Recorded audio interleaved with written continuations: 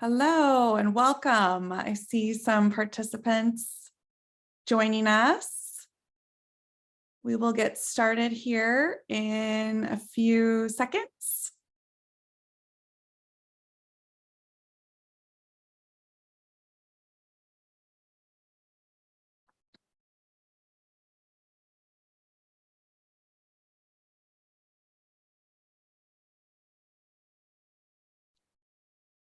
All right, we will go ahead and get started.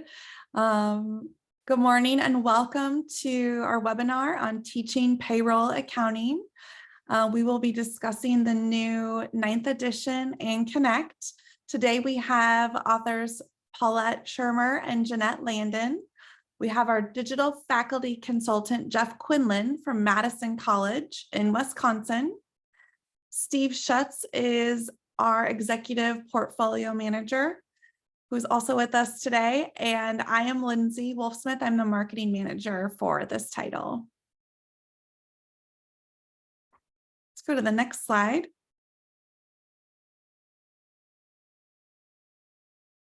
So today we're going to, our agenda is I'm going to introduce our authors. They're going to talk about the approach of the text, why there is an annual edition of the payroll book, trends in payroll accounting, what's new to this edition, and then Jeff is going to go live in his course in Connect. I want to make sure everybody knows how to use the chat. So make sure when you chat, if you want to chat with everyone, make sure you select that option. You won't be able to speak on this webinar, but please do chat with us and everyone else. And then if you have any questions in particular, you can also use that Q&A box at the bottom. So let's go ahead to the next slide. So I want to welcome Dr. Paulette Schirmer. She has over 25 years of industry experience and over 18 years of teaching experience at the college level. And she is at the University of Alaska Southeast. I also want to welcome our author, Dr. Jeanette Landon, who has over 25 years of accounting experience. She is teaching at Landmark College in Vermont. And then 16 years of the teaching experience. So I'll go ahead and turn it over to our authors.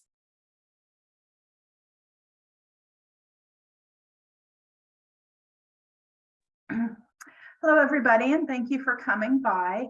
The approach of our textbook was really one to take a practical approach, and we have some really great little stopping points that you can keep and check on your students' progress.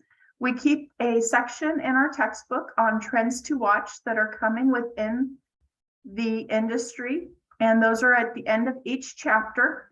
We also have stop and checks with every learning objective so that the students can have a little, did I learn what I just approached point of view. We build knowledge in each area, so each chapter builds on itself.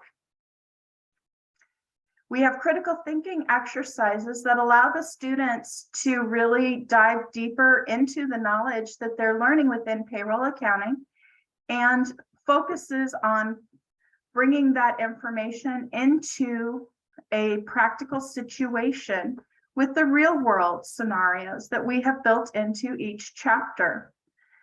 To stay current within the payroll industry, because they are changing rather quickly in many areas, we have internet activities where you can assign in Connect and bring that information to the current situations that are happening either within your local area, state, or federal.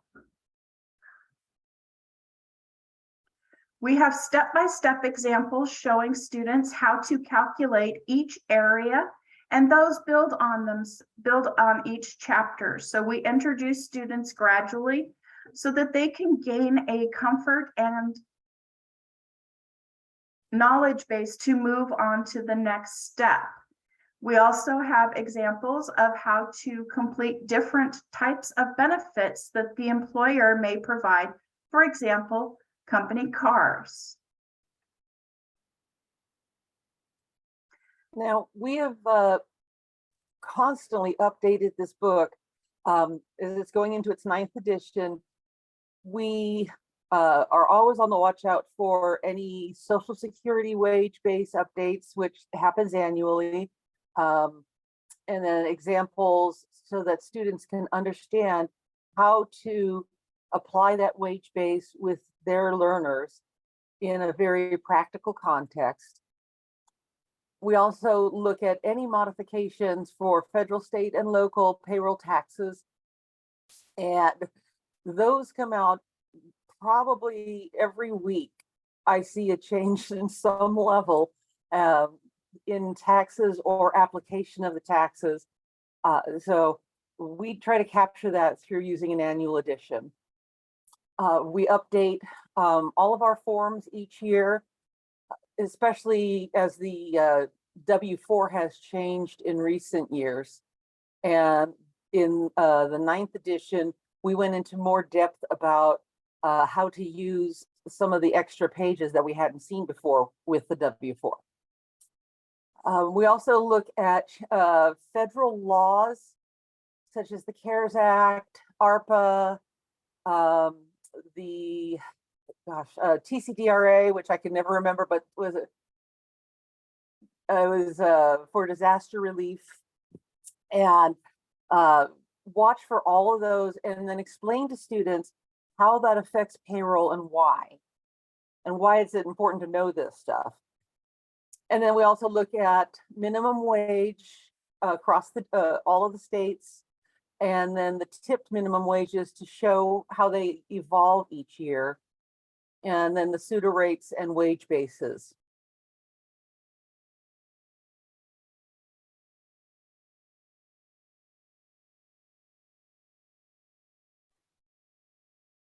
So, Jeanette,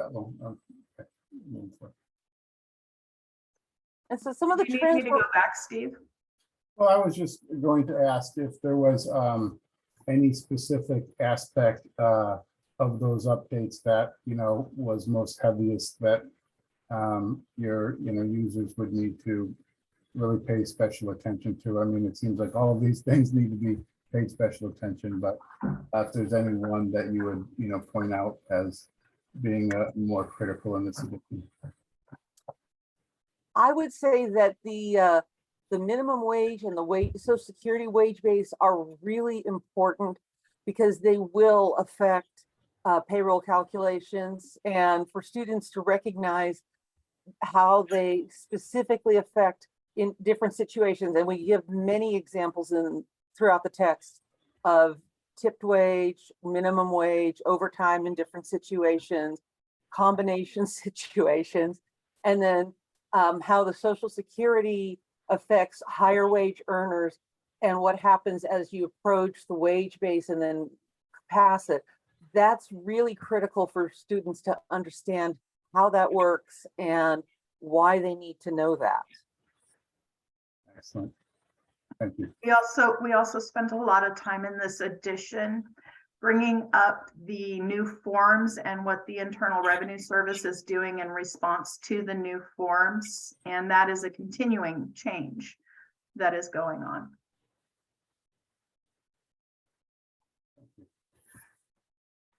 So this year we also looked at some of the more large scale trends, like the debate between minimum wage and living wage, which is an ongoing debate. There's more employers that are increasing wages up to a livable wage. And I don't know, this is something I personally noticed, was more states that increased their minimum wage that hadn't historically. We're also watching how flexible work schedules, and I put here in the wake of COVID, we're not through with it, but it's, it's affecting employers really dramatically in how they pay their employees, how they track their time, and how that affects the overall payroll data with remote working conditions. We looked at the growth of earned wage access, meaning employees can access wages before the payroll date in certain companies, and how that works, how that affects a company's payroll. We also gave a bit more explanation of garnishments like child support or tax liens or whatever, and how that plays out in payroll. And then this evolution of independent contractor versus employee, which is a continuing situation, especially with gig workers, that I'm waiting to see what the government comes up with on certain gig workers. They're changing constantly right now. And then how employers are having to change the focus of their benefits to match what's happening in society. So this working from home or needing extra flexible time, we're watching how that is a trend in payroll. And while COVID may have been the impetus that brought about many of the flexible schedules and working remotely, it is not going to go away as the pandemic does. This is something that is happening that is going to be a new industry standard, and employers need to really pay attention to this trend and being able to work with the flex pay and the protections of that.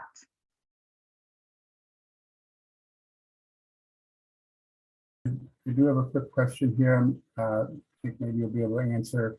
Scott asks, are gig workers considered to be independent contractors? That's a really great question, Scott.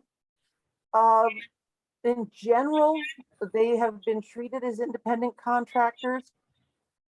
However, there's been arguments in court cases that are questioning being classified as employees based on the employer control, tools provided, etc. So that's a variable that is evolving as we speak. And state law will also play into that consideration. So it's not only at the federal level anymore, it's going down to the state level. Great, thank you. And I'm seeing a comment supporting that as well in the chat. So excellent.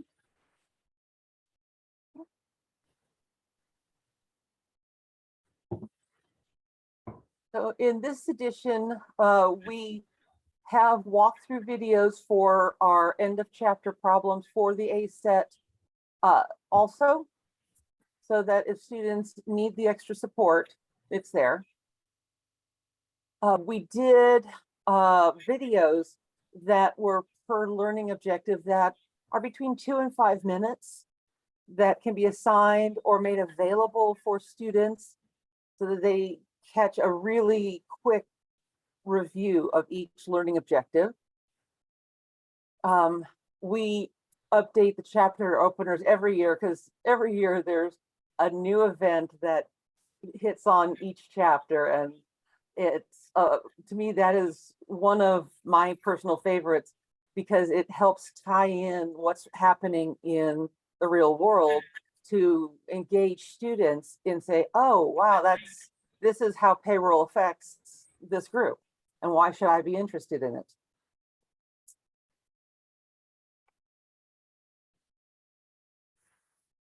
And we also have, we keep updating the information on the payroll certification and where you can. Hey, Jeanette, if you can hear me, you somehow hit mute and we can't hear what you're saying. We lost you for the last 20 seconds. Your microphone is muted. There you go. Okay. Go back on. Where did you lose me? You know, you had just gotten through the lecture videos and you're, oh no, you had just gotten through the chapter openers and your work there. So the next one down, I think, is where we lost you. Okay. So we keep the textbook updated as to the payroll certifications and different levels, different groups, and then a map to where to find each topic that these different certifications appear where they are in the textbook, so you can go right to it to find those answers. We're also looking at cryptocurrency and cybersecurity, and then employment benefits offerings in more depth.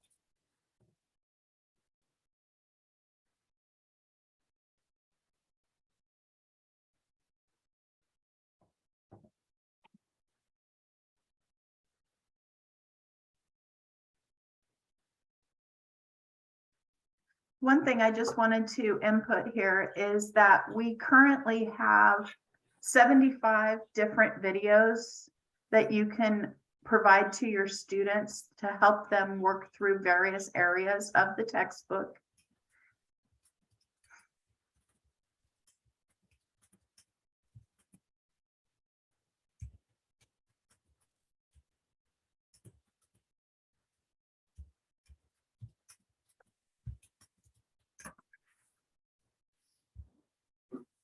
Okay, so this is, And we have updated to the definition of independent contractors because that has changed and is continuing to change as we see going back and forth with the federal and state. And this has some things to do with the gig workers, and it also has some things to do with the changing work environment that we are experiencing post-COVID.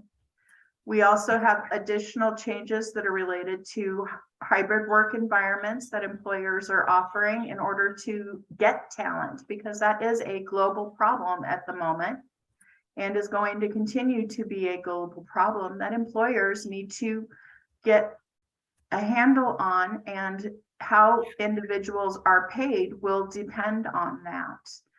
Because if you have employees that are sitting in a different state than where you are currently located, you would need to understand those state payment requirements for taxes, unemployment, and the related.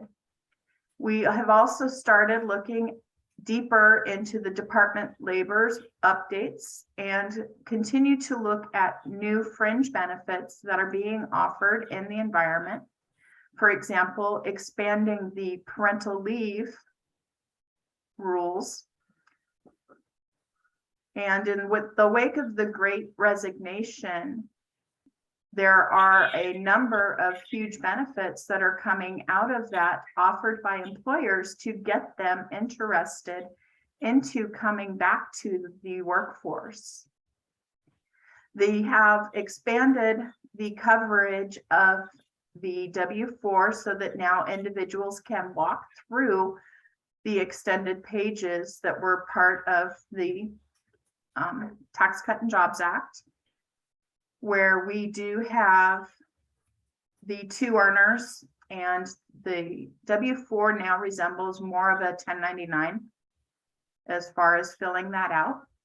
And the CARES Act provisions, we have new legislation that had just finalized yesterday that it's not in our textbook, but it will be coming in the future related to retirement plans and portability.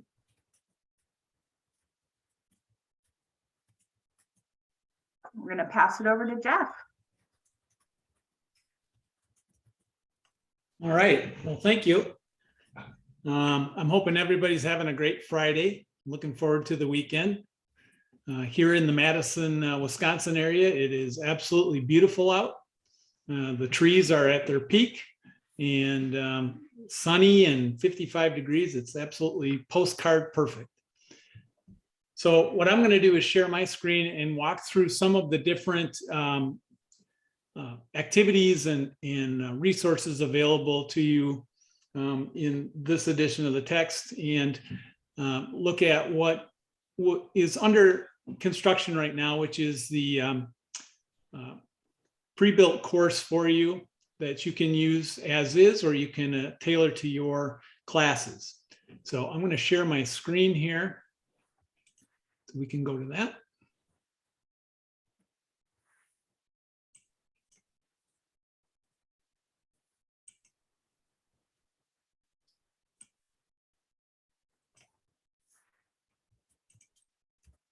All right.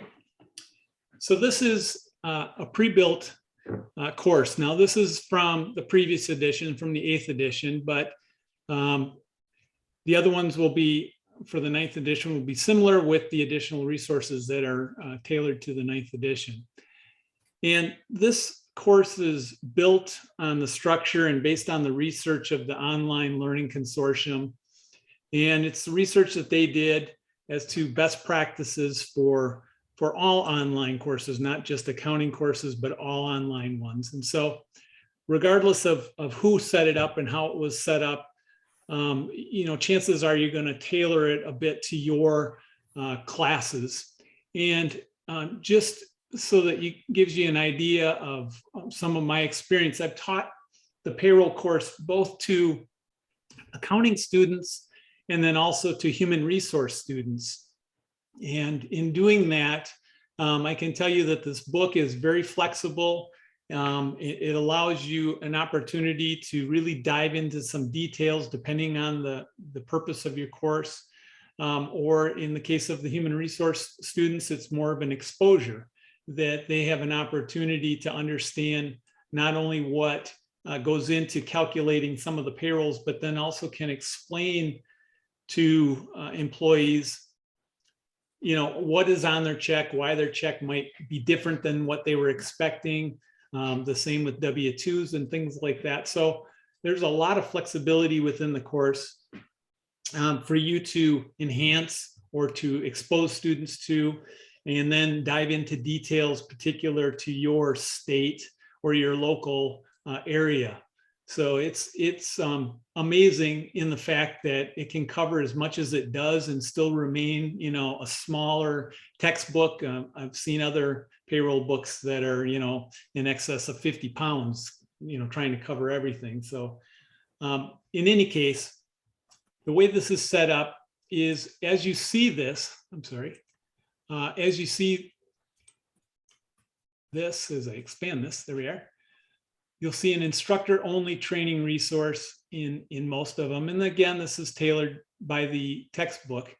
But looking down here, you'll see what's called a pre-built course key. And if you click on that, it will bring up an Excel spreadsheet that looks like this. The idea here is that it gives you an idea of what is available in the course and how overall the policies are set up. So we have an orientation that students walk through so that they understand how to work and navigate into Connect, and then what a smart book is and how to navigate through and answer questions there. The assignments, the online consortium calls assignments just that. Other instructors like to use the word homework, some use problems, but it's just a generic term, assignment. The continuing payroll project, which we'll take a look at here in just a minute, is a project that continues on from one chapter to the next, and it applies the material that's being covered in that chapter in a real world application. And it continues on with the same employees and the same company, but it just continues to evolve into more details as the chapters get into more detail.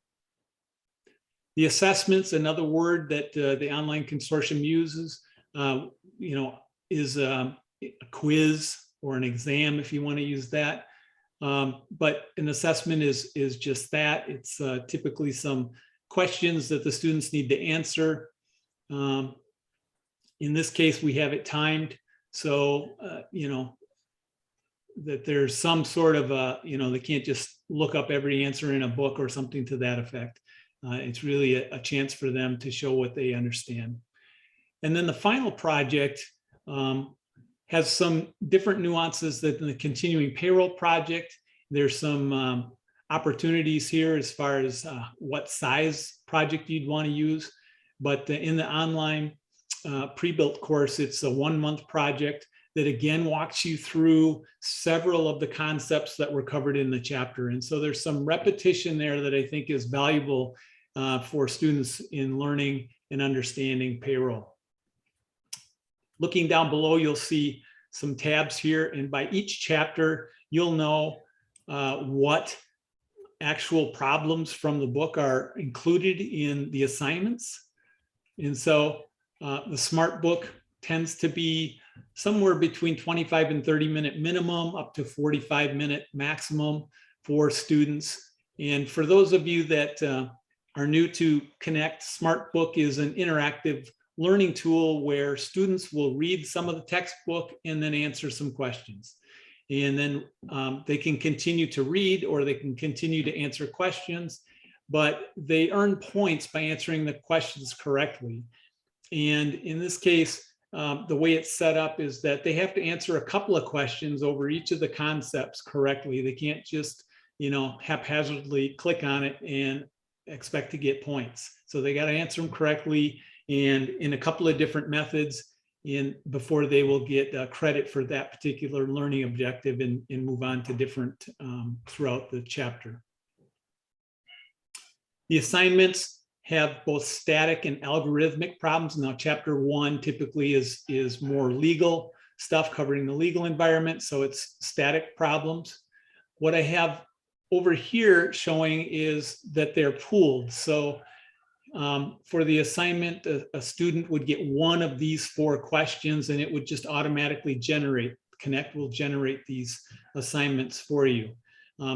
Down here, they'll get 5 of these questions out of 13. And again, they'll be generated by the computer. So the nice thing about this is that while I always encourage students to work together, sometimes they take a little bit more, different approaches to working together. And I like them to discuss things, but I want them to answer their own stuff. All right, so then chapter 2 is the same thing, and you'll start to see the word algorithmic coming in. And what that means is that the numbers in that problem are going to change. And those are, again, helpful in that students will see different numbers. They still are covering the same basic concepts. They can discuss it amongst themselves, but yet they still need to answer and calculate their own answers. The assessments down here, here's a good example in chapter 2 where there's a couple of algorithmic problems that they're all going to get, but different numbers. And then there's a pool of 54 questions of which, 25 questions are going to be pulled from. And these are static questions and they're multiple choice. So they may have to do, a little bit of calculating, not so much in chapter 2, but certainly in chapter 3 and 5, they're going to do some calculating before they can answer those questions. The way the Learning Consortium suggests that we set this up is that everything is worth 100 points. And in my course, I changed that. So depending on the amount of work each activity has, I adjust the points accordingly to that.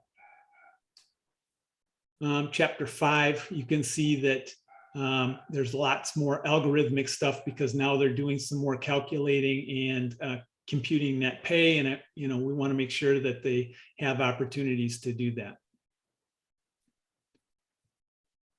Going back to the policies, I just want to show you again what you will see when you get an online course that's pre-built.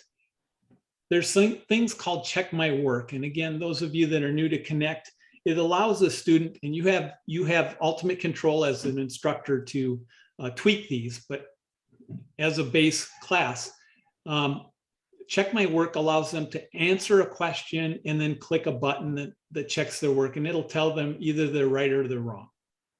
It won't tell them what the answer is, but it'll tell them whether they're right or they're wrong.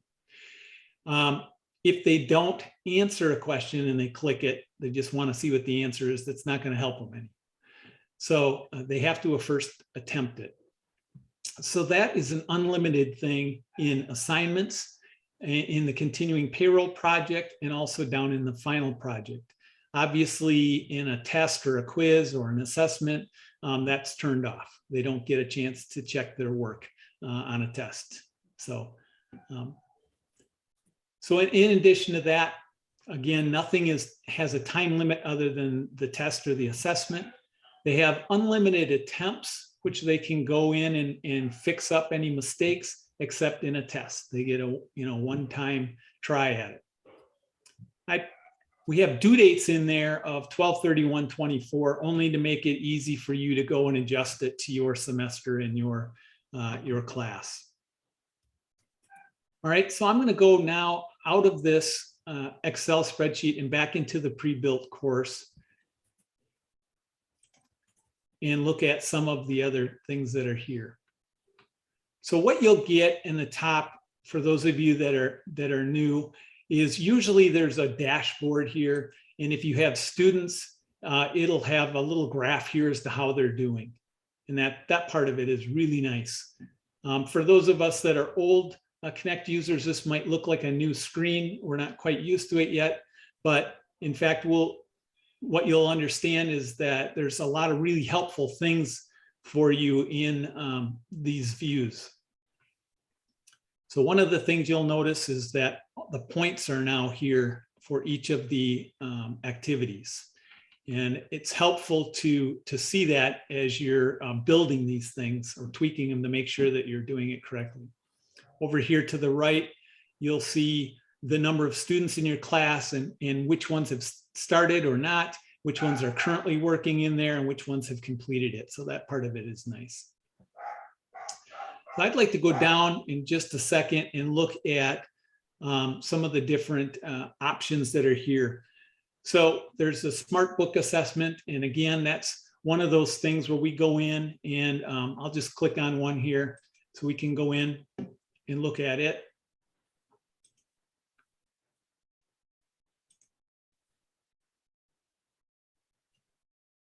All right, so the student comes in here and they have two choices. If a student has some sort of accounting experience before, maybe they don't want to read right away, they want to see how well they can answer some questions, and so they start on the questions. Other students that are brand new to accounting obviously don't want to start answering questions. They may not know it, so they go into the reading. If they choose to go into the reading, what they'll notice is based on these concepts, and again, as an instructor, you've got ultimate control to what you're covering and what you're going to leave out. You also have control as to how much detail you want the student to spend. But if we go into the reading, what you'll notice is that some of this is highlighted and some of this is not. That's based on the concepts that you chose to cover. So the nice thing is that you can tell the students, look, I understand reading may not be the way you learn, but I've already gone through the book and highlighted the important stuff. There it is. As they answer questions and they get them correct, what happens in here is that yellow turns to green. It means it was important stuff, but you answered the questions correct and you've got this and you can move on. So all of this is to help the student be really efficient in their studying, which I think most students are really excited about in learning, is that if they can be efficient and effective, they're willing to put in the work as long as they feel it's worthwhile. Once they've done some reading and they can just go from one yellow highlighted area to another, just by clicking up here, they can jump down here to the questions and go into those and start answering them. And I'm just looking through here in how they answer these questions is they answer it and then they talk about, or they click on how confident are they with their answer. And as they go through it, if they answer it correctly, these little things start to fill up. And as they fill up, once they get all of them filled up, that's where they get all their points for this particular activity. All right. So I'm going to try and move, and my machine is backed up here. So I'm just going to click on one for the heck of it. Calculation of gross pay for salary depends on the firm's choice of pay periods. I don't know, you guys help me. We'll say we're medium, and look at that, we got it right. That's always good. And then we can click on to the next question. And I am trying to get back to. Up at the top, it says exit assignment. It's covering me right now, and I don't know why it's doing that. Exit assignment, I don't see that. This thing, yeah. Yeah. Sorry about that.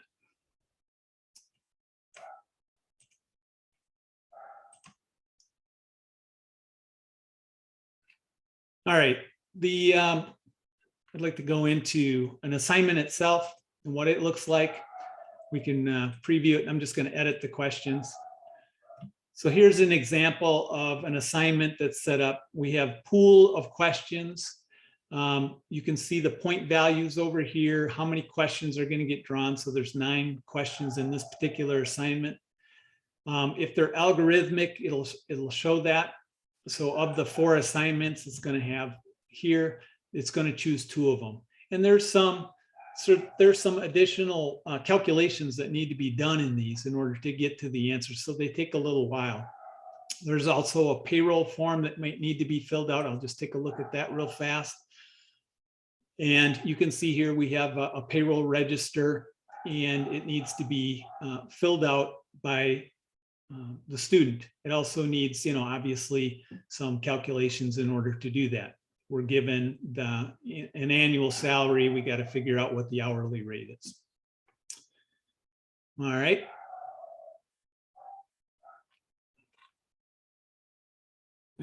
have to assign this now. All right, going back here.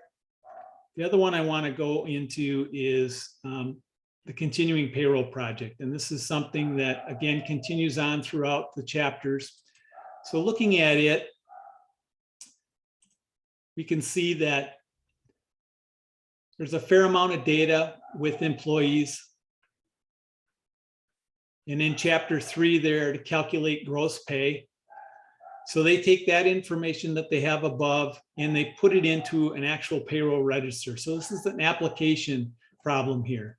And for new students, this is a little bit their first taste of what happens when you've got a long problem and you make a mistake early on, that follows through the rest of these calculations. So if the numbers here are wrong, then obviously the gross earnings aren't going to be correct. If they make a mistake in their addition here, that's going to be a problem. Not so bad here in chapter 3 because it's just gross pay. It's easy enough to recalculate until you get it right according to Check My Work. But the reality is that for some, they don't realize the detail that's involved in payroll. All right. The other part of it that I want, as long as we're looking at this, is notice here the rounding is out to 5 decimal places. One of the nuances of payroll accounting is the level of rounding that takes place and when do we round. And that's real world stuff. I mean, in any payroll form, FUTA and so on, there's adjustments for pennies due to rounding. And that's, real world stuff. And it's how does the student handle that? So again, as you do this in repetition, it becomes second nature, but the first time around, that's not, necessarily the case. And this is a good chance for them to learn. All right, so I'm just going to back up again and we're going to go out to the Jeff, chapter. can I provide a point of clarification back there, please? Yeah, you want me to go back to that screen? Yes, please. Okay.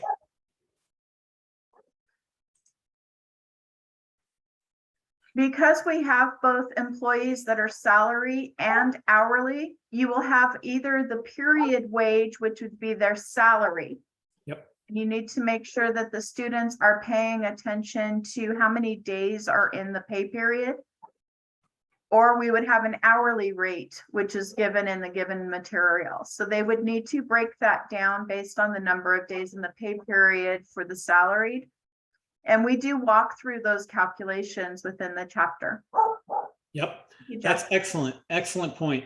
Nope, I agree. It's one of the things that I probably get as many emails on as anything, is how to calculate it. Why is it, being so picky, that kind of thing. But that's payroll. And so it's excellent. All right, backing out of here and going into chapter 5. And I'm doing this on purpose. I want you to see the progression of this project as it's going along. So here's the project again. And in this case, now we're talking about net pay. So all of this information is the same. They've seen it before. But there's some more information that is needed now in order to calculate net pay. So looking down here, we now have 2 payroll registers for which students need to complete. So here's a payroll for 2/5, February 5th, and then 2 weeks later, another payroll, and all of the calculations that are involved with it. Now, in some cases, if they've calculated gross pay, it's going to drop down here. The number that they calculate, correct or incorrect, is going to drop down here, so that they don't have to punch it in more than once, but it still needs to be calculated accurately to get the points. In addition to that, they also have to update each employee's earnings record with the appropriate information. So again, a lot of detail in even a small company. And this is where, at times, depending on the student, human resources or accounting, I have to explain to them, this company has, 6 or 7 employees. Imagine if there were 60 or 70 or 600 and 700. So it's a big deal. The student themselves actually becomes an employee of the company, and they're given some information, and their name is Student Success, and they have to calculate their own payroll. So it kind of gives them a little bit of hey, this is me here. And yes, a payroll accountant will have to do their own payroll. All right, so that's evolving. As we get to the end, then in chapter 7, they actually have to do journal entries. And again, this is a good opportunity. If this was my human resource students, this is their first chance of seeing how do these reports relate to the general journal. So we have now the 2 payrolls that they calculated in chapter 5. They're provided with 2 more payrolls, and using these payroll registers, notice here, none of this has been calculated by the student. They're given this information. They do have to do journal entries. And so for those of us that are accountants, this looks familiar to us. There are actual journal entries that they would do one at a time. This would show up one at a time and ask them to drop down and find the right account and then put in the amount, a debit or a credit. For those new to Connect, these little gray areas over here that only you see as an instructor are tolerances. And so if somebody's a penny off one way or another, typically they'll be allowed to take, get credit for that. Even in a check my work, it'll tell them they're fine. Some, however, are not. They don't have it because this is a dollar amount. It's not calculated. It's a dollar amount per employee. They just need to be able to add it correctly. Once they get done with the journals for all 4 payrolls, then they can go to the general ledger and post every one of them. So good practice for them.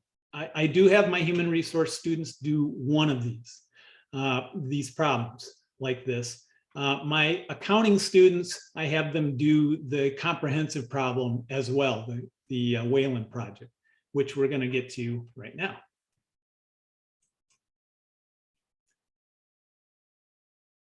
So the Weyland project down here at the bottom is very much like the continuing payroll project, except that it's all encompassing. So the first thing that we're going to do is go in and fill out a W-4 for us. We're a brand new employee. We got to fill out this W-4. A good opportunity for a lot of people who have filled one out in the past, but didn't really understand what it was, to learn what it actually is. This form, by the way, has changed in the last couple of years. So it might be a good idea for older students who thought they knew this to realize it's changed. There's an I-9 here. It also needs to be filled out. Both sides need to be filled out. And then they go in and they do the actual payrolls. Now, a couple of things are different here. One, the continuing payroll project was bi-weekly. The comprehensive problem is semi-monthly. In addition to that, one uses the wage bracket to calculate federal tax, and this one uses the percentage method. So it gives another opportunity for them to learn that there are two ways to do this. So we've got employees' gross pay that they need to calculate. Then they use that to fill out a payroll register. Then using that payroll register, they're going to update each employee's earnings records. And this is as good a time as any. Notice that here they're filling it out for just the one payroll, and these are done for them. That's because it's the 1 month version. So we're doing December. The 3-month version, the one I give my accounting students, they calculate all 6 of these payrolls. So we see 5 here, there's 1 more below. So they need to calculate all of this. It's good practice.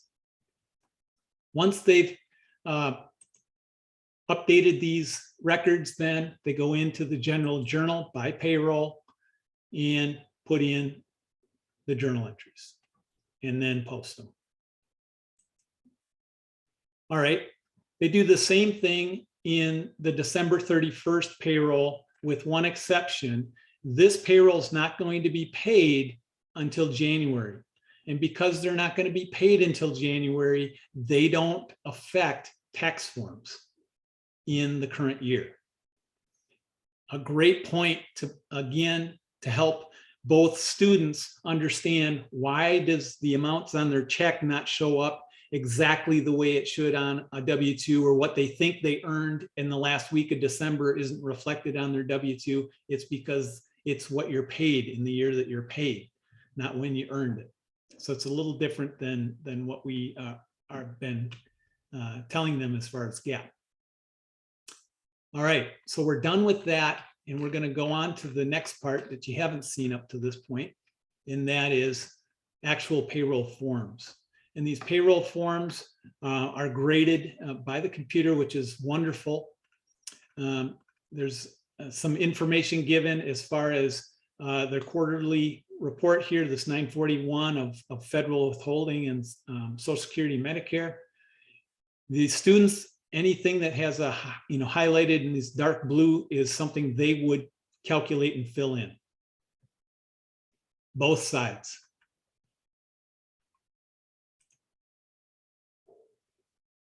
It includes everything. They need to put a check mark in here. They need to make sure that this is clicked no. They need to put a phone number in here. Anytime that they don't do that and they click check my work, whatever they have done will be checked, but it'll also give them a little indication above that says this is not complete. So it gives them an idea, an opportunity to say, whoa, I thought I had this done. I got to go back and read every line to make sure that they did put information in where it belongs. That's the 941.